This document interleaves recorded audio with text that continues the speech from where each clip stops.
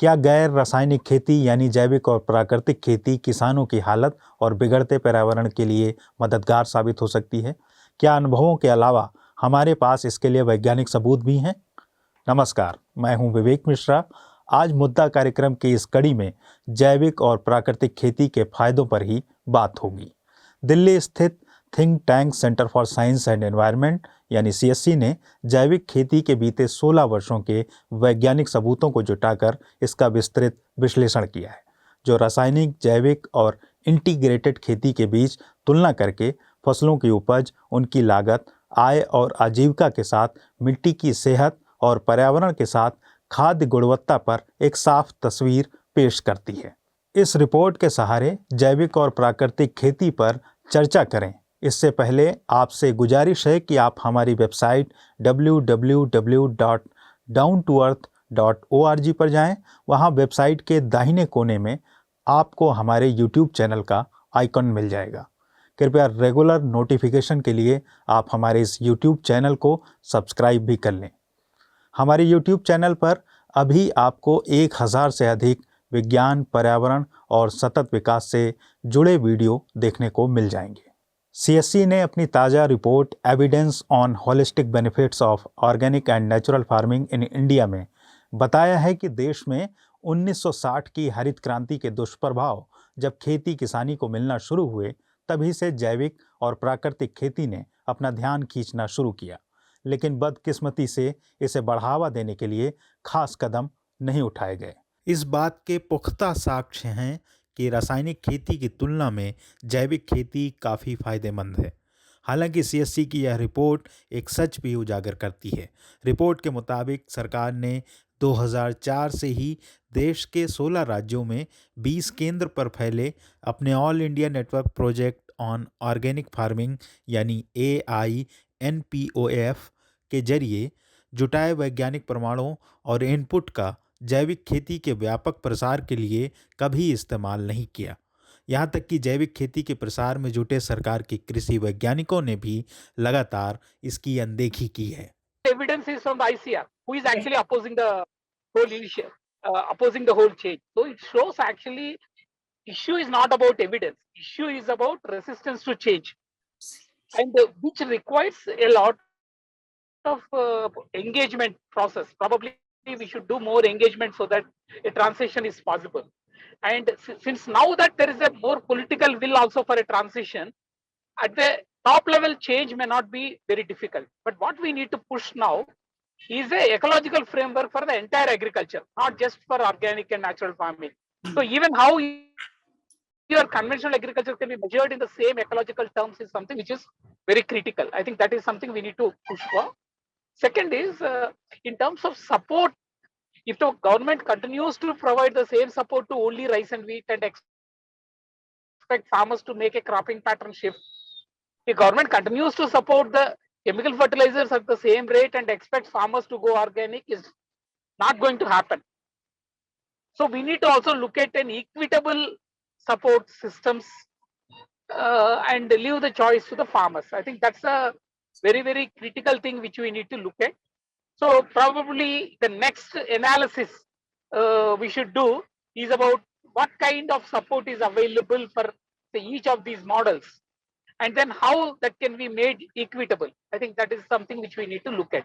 CSC की जैविक और प्राकृतिक खेती के विषय पर तैयार यह तुलनात्मक वैज्ञानिक रिपोर्ट दरअसल 2004 से 2020 तक सरकार के ही all India network project on organic farming के वैज्ञानिक साक्ष्यों, प्रमाणों और परिणाम पर आधारित है। इसके अलावा CSC ने 2010 से 2020 के बीच प्रकाशित 89 विविध वैज्ञानिक शोध पत्रों को भी इस रिपोर्ट में शामिल किया है। वर्ष 2005 में राष्ट्रीय जैविक खेती परियोजना नाम से जैविक कृषि के प्रोत्साहन के लिए पहली बार नीति लाई गई थी, लेकिन इस नीति पर बहुत ही आधे अधूरे मन से कदम उठाए गए। CSC की रिपोर्ट बताती है कि जैविक खेती की उपेक्षा से आज भी भारत के कुल 14 करोड़ हेक्टेयर बुआई क्षेत्र में महज 2.7% यानी 38 लाख हेक्टेयर क्षेत्र पर जैविक और प्राकृतिक खेती सिमटी हुई है। अगर हम सिर्फ अकेले प्राकृतिक खेती की ही बात करें तो वह भारत में कुल बुआई क्षेत्र का महज 41,000 हेक्टेयर क्षेत्र है।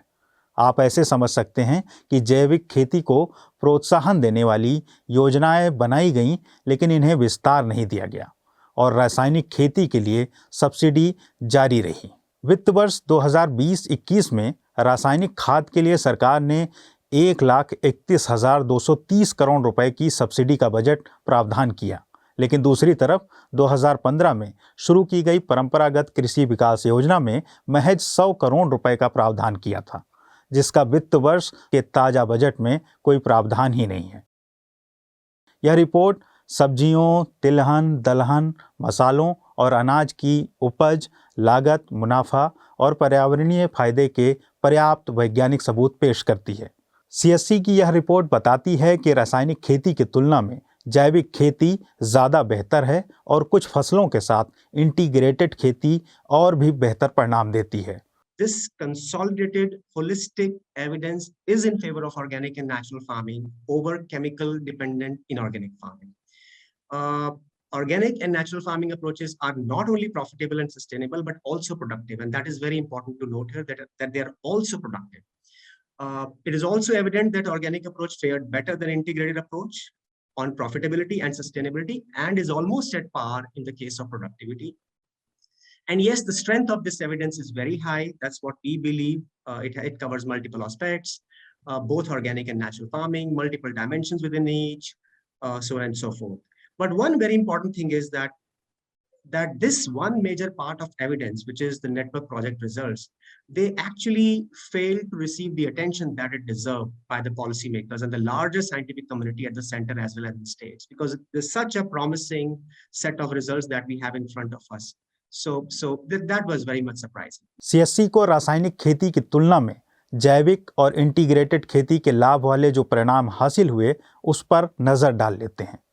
504 बार दर्ज उपज परिणामों में पाया गया कि 41% यानी उच्चतम उपज यानी हायर यील्ड जैविक खेती से, इसके बाद 33% उपज इंटीग्रेटेड खेती से और फिर गैर रासायनिक खेती से महज 26% ही उपज हासिल हुआ। रासायनिक और इंटीग्रेटेड खेती के मुकाबले जैविक खेती ज़्यादा फायदेमंद है।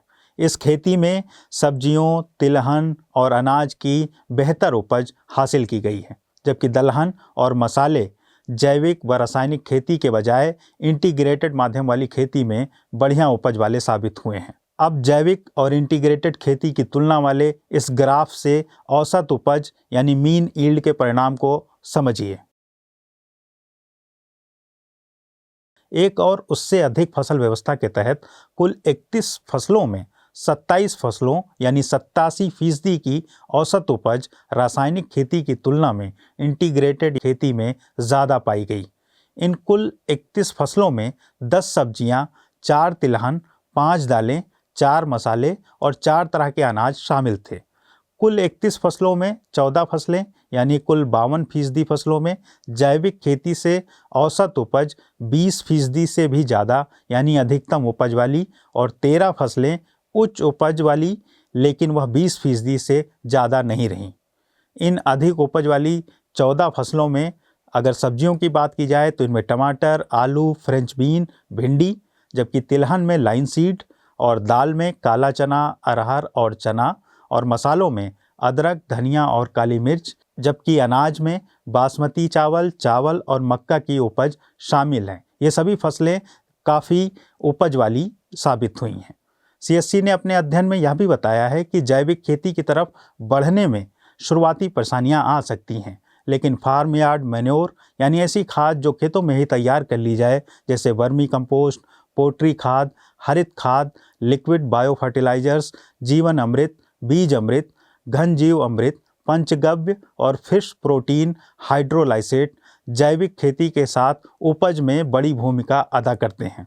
वहीं कॉस्ट ऑफ कल्टीवेशन यानी खेती की लागत की बात करें तो सीएससी के अध्ययन में यह पाया गया कि जैविक खेती में सरकार के केंद्रों पर जो ऑर्गेनिक खाद इस्तेमाल की गई वह बाजार से महंगी कीमत पर खरीदी गई थी, जबकि जिन किसानों ने खेतों में ही खाद तैयार करके जैविक खेती के लिए उसका इस्तेमाल किया उन्हें अपने लागत में काफ़ी राहत मिली।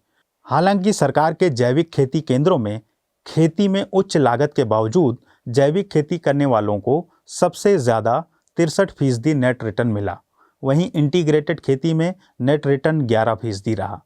प्राकृतिक खेती में सभी फसलों के साथ हमेशा उपज अच्छी नहीं रही, लेकिन लाभ लागत का अनुपात रासायनिक खेती की तुलना में बेहतर पाया गया। बिना प्रमाण पत्र के पारंपरिक खेती की तुलना में प्राकृतिक खेती भी ज़्यादा लाभ वाली साबित रही है। CSC की रिपोर्ट में यह भी पाया गया कि जैविक खेती वाले 91% क्रॉपिंग सिस्टम की मिट्टी में कार्बन तत्व अधिक रहा। इसके अलावा सूक्ष्म पोषक तत्व जैसे नाइट्रोजन, फास्फोरस और पोटेशियम भी रासायनिक खेती की तुलना में 42% अधिक क्रॉपिंग सिस्टम में पाया गया। इसके अलावा जैविक खेती में सूक्ष्म पोषक तत्व जैसे आयरन, मैग्नीज, जिंक और कॉपर की भी 76% अधिकता मिट्टी में पाई गई। अगर भोजन के गुणवत्ता की बात करें तो CSC की रिपोर्ट यह भी बताती है कि रासायनिक खेती की तुलना में भोजन की गुणवत्ता भी जैविक और प्राकृतिक खेती से सुधर जाती है। कई फसलों में विटामिन और मिनरल तत्वों में काफ़ी सुधार पाया गया। वैज्ञानिकों के कांधों पर अब यह जिम्मेदारी टिक गई है कि वे जैविक और प्राकृतिक खेती के लिए जागरूकता लाएं और सरकार अपनी योजनाओं को समेटने के बजाय उन्हें विस्तार देने की कोशिश करे। अगर ऐसा होता है तो वाकई यह धरती सचमुच सोना उगल सकती है। सरोकारी पत्रकारिता के लिए हमें आपके सहयोग की ज़रूरत है। कृपया हमारे YouTube चैनल को सब्सक्राइब करके, उसे शेयर करके और लाइक करके हमारा हौसला ज़रूर बढ़ाएं।